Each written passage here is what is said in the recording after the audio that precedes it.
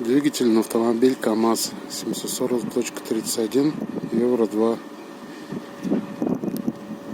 на 240 лошадиных сил после капитального ремонта.